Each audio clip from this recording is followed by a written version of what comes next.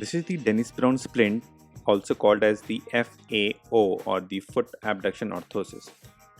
So after the plaster corrects the deformity of clubfoot, this splint is applied. Now, this consists of two boots and they are connected with the bar.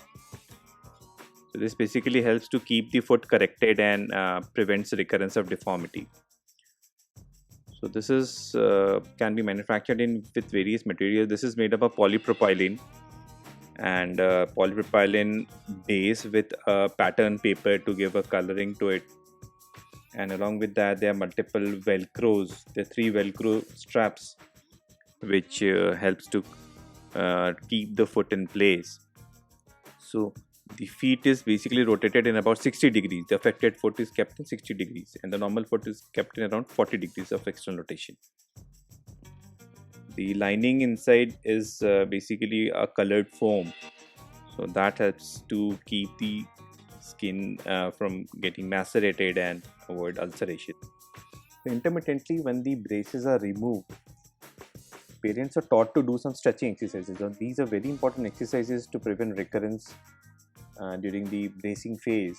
So as you can see here, the small toes, they have a tendency to curl downwards, and even the great toe. So this is the way all 4 toes are held together and are stretched up.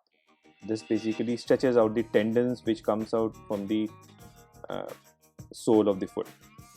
And similarly for the thumb, there is a separate tendon, so they are stretched separately.